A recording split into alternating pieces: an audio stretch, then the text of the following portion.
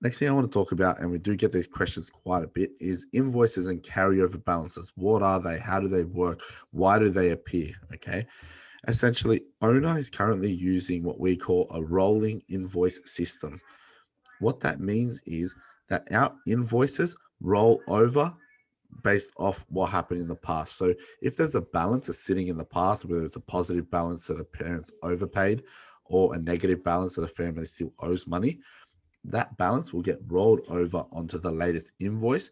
And it just means that the parent has to only look at one invoice rather than keeping tabs of 6 different open invoices. Okay. It just makes it easier for them to see exactly how much money is owing at a particular point in time.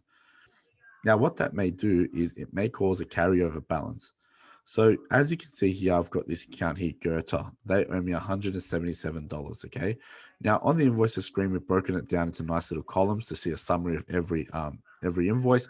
Obviously, you can open up your invoices by clicking the balance or the little printer button, and that opens up that individual invoice as so. And then basically that's the information in terms of the carryover that's getting pulled through. Okay. Now, on this invoice, they owe me $177. If they don't pay that by the time I generate my new invoice, what will happen is this amount here will actually carry over and what we call the carryover amount. And then they'll obviously have the new amount that's due. And then it will be added to the carryover, which will give you a final total. So, as an example, let's say I generate an invoice in which the family owes me a gap amount of $100. Their final invoice will show 277 because it's the 177 carryover plus the $100 that they owe for that particular invoice. And so their balance is 277. And when it comes to billing them, either individually or in a group, they will be billed that total amount. Okay. That just means that the parents only ever have to focus on their latest invoice. And just to show you what I mean by that, I might not be able to get an invoice up on the family for this purpose. I hope I can, but maybe not. Oh, I can. Perfect. So when a family is looking at their app, by the way, for anyone that doesn't know, I'm logged in as a parent here on the right hand side. I don't think I need this one, so I'll minimize it for now. So we're logged in as a parent here on this iPhone, and basically the parent will just log onto the left hand side, assuming they're properly linked to an account and whatnot. They'll have access to this statements and invoices section, and what this means is they can see any invoices and statements as well as fill out DDR forms and stuff like that from this section right here. Okay, now what that means is in terms of like the latest invoice and the rolling over method, they'll be able to see that clearly at the top. So in my example, before my fictitious example, um, I have 277 outstanding. I'll be able to see that here. When the parent clicks this view button, they'll be able to clearly see how that payment was broken down. Up here in the carryover, they'll see the $177 amount. And further down on the actual session summary, they'll be able to see that their gap for that period here, the total fee is what did I say before? $100, right? So the total due for the invoice is the 177 plus the 100, which is 277. Okay. And they can clearly see that on this statement. They can also see everything on the actual, oops, sorry. They can also see everything on the actual, oh, my bad. So I meant they can clearly see that on their invoice. They can also see their statement a little bit further down, and they have options to filter their statement here as well. So they can see different information, different periods of time. And based on that filter, they'll be able to see all the line by line actions that happen to get to those amounts. Okay. They'll be able to see attendances, any extra charges you've added, any CCS payments that have come in, as well as any payments that they have made. And then basically you've got debits, which add money to the balance owing, and then credits, which reduce the balance, right? If you reduce past zero, then you have a credit on your account, which means you've overpaid, and you use that credit on your next invoice, essentially.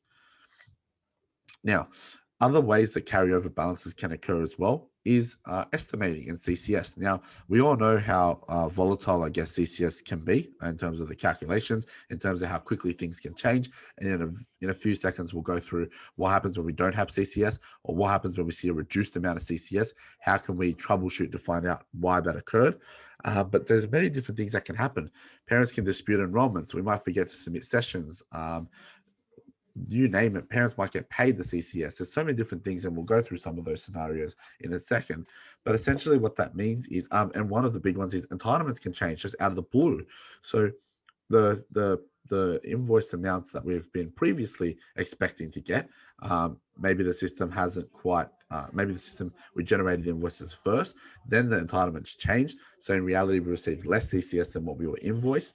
So what happens is in that case, we've actually overclaimed the CCS and underclaimed the gap. So in that case, the family hasn't paid us enough gap. So what happens is on their next invoice, they have a carryover amount. And in this particular example, they will owe us a little bit of money to offset that carryover.